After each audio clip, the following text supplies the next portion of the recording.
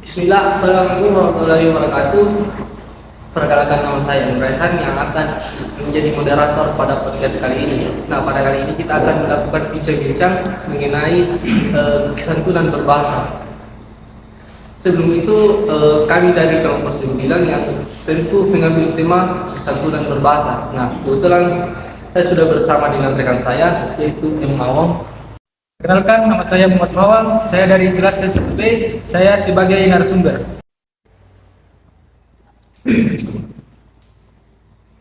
Nah,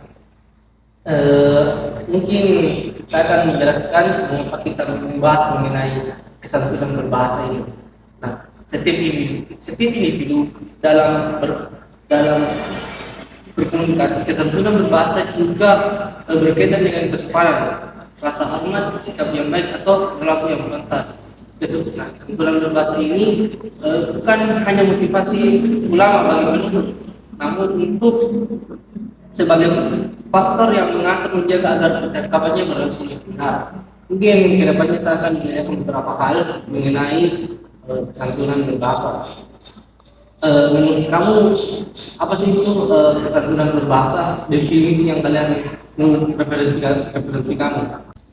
Adapun definisi kesantunan berbahasa, menurut Hakim nomor 5, kesantunan berbahasa mencerminkan sikap kepribadian seseorang, seperti kemampuan menjaga harga diri, perasaan, dan penghormatan diri sendiri maupun diri orang lain.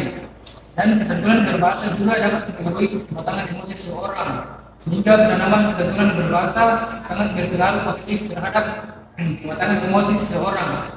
Kesantunan berbahasa juga berkaitan erat dengan penggunaan bahasa yang diujarkan masyarakat penutur bahasa. Setiap individu dalam masyarakat yang menggunakan bahasa perlu memperhatikan kesantunan berbahasa dalam berkomunikasi. Nah, betul sekali. Jadi definisi dari kesantunan ini tentu adalah menjaga kemampuan dalam menjaga perasaan orang lain.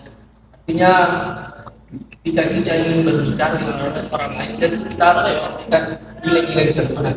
Nah, menurut saudara Mawar sendiri, apakah kesantunan itu penting kita ketahui dalam berbahasa?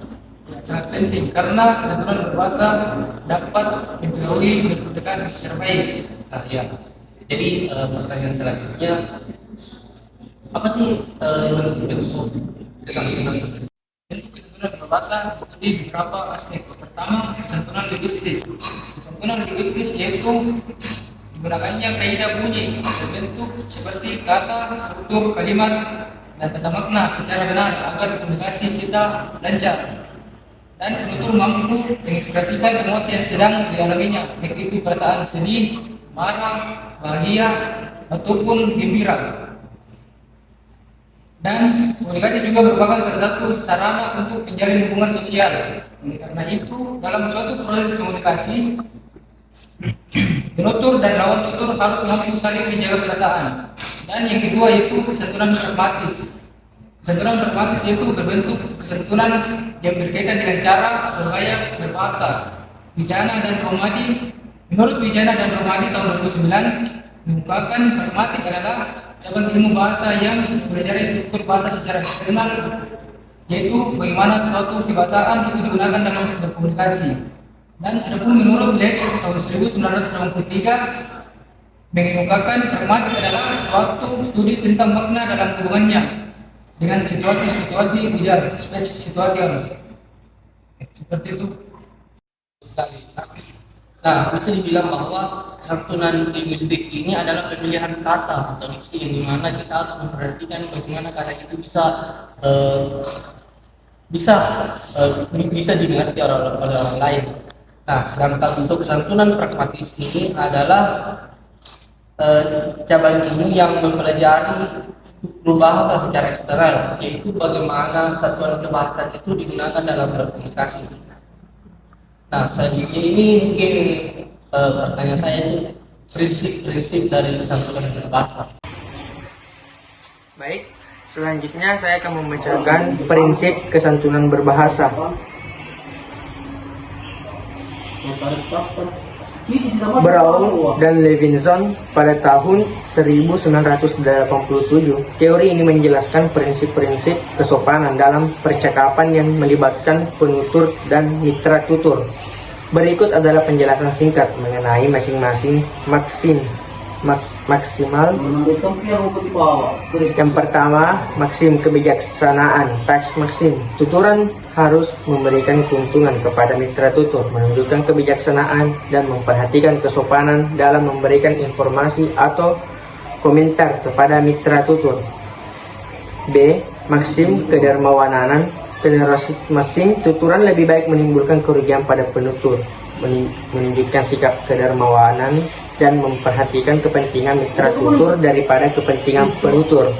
Dan C. Maksim pujian. Tuturan dapat memberikan pujian kepada mitra tutur, menunjukkan penghargaan dan rasa hormat terhadap mitra tutur, serta memperkuat hubungan sosial antara kedua belah pihak. Dan D. Maksim kerendahan hati. Tuturan tidak memuji diri sendiri, menunjukkan sikap rendah hati dan menghindari tuturan yang terlalu membesar-besarkan diri sendiri. Selanjutnya E.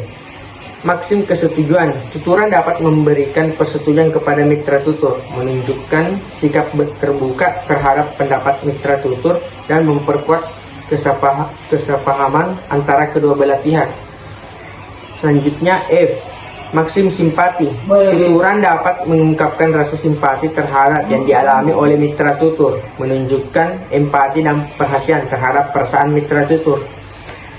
Selanjutnya J. Maksim pertimbangan. Tuturan dapat mengungkapkan sebanyak-banyaknya rasa senang pada mitra tutur, menunjukkan sikap perhatian dan kepedulian terhadap keadaan mitra tutur. Dan adapun indikator kesantunan berbahasa Indonesia. Sebuah indikator diperlukan untuk dapat menjadi tolak ukur pencapaian suatu hal yang akan dinilai. Indikator kesantunan adalah penanda yang dapat dijadikan penentu apakah pemakaian bahasa Indonesia si penutur itu santun ataukah tidak. Dan adapun indikator kesantunan menurut Grace pada tahun 2000. Yang pertama itu, ketika berbicara harus mampu menjaga martabat mitra tutur agar tidak merasa dipermalukan. Yang kedua, ketika berkomunikasi tidak boleh mengatakan hal-hal yang kurang baik mengenai diri mitra tutur atau orang yang dikatanya dengan mitra tutur. Yang ketiga, tidak boleh mengungkapkan rasa senang atas kemalangan mitra tutur. Yang keempat, tidak boleh menyatakan ketidaksetujuan dengan mitra tutur sehingga mitra tutur merasa jatuh harga dirinya. Dan yang terakhir, tidak boleh memuji diri sendiri atau membanggakan nasib baik atau kelebihan diri sendiri. Baik, cukup itu. Saya kembalikan kepada moderator. Kesimpulan yang dapat saya berikan bahwasanya kita ingin berbicara, tentu kita harus tahu nilai kesantunan itu. Nah, sehingga kita bisa menghargai orang lain juga. Dan kesantunan berbahasa ini juga merupakan perilaku yang disepakati oleh suatu masyarakat sebagai aturan perilaku sosial. Dan kesantunan ini tidak hanya dapat dilihat dari sisi penutur saja, namun tetap juga harus memperhatikan kesan lawan tutur yang mendengarkan hal yang disampaikan penutur. Artinya kita sebagai mahasiswa ini kita berbicara dengan teman sebaya dengan dosen itu berbeda. Itu hal ada kata-kata yang perlu kita perhatikan. Nah, disitulah nilai-nilai kesantunan atau kosakata kesantunan itu perlu kita ketahui, teman-teman. Baik, mungkin inilah yang dapat kita lakukan bincang-bincang kita hari ini. Sekian dan terima kasih. Wabillahi taufiq wal hidayah. Wassalamualaikum warahmatullahi wabarakatuh.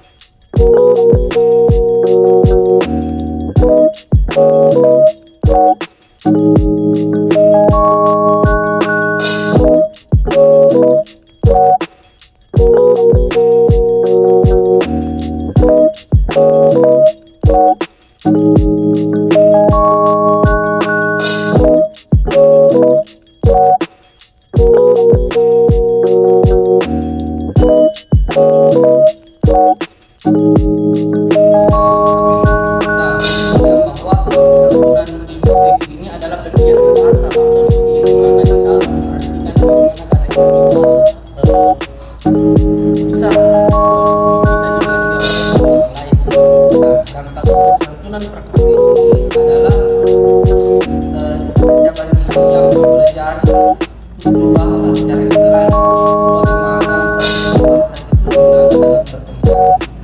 Nah, selanjutnya ini mungkin pertanyaan saya, prinsip-prinsip dari santunan berbahasa. Macam-macam bisa dijelaskan itu.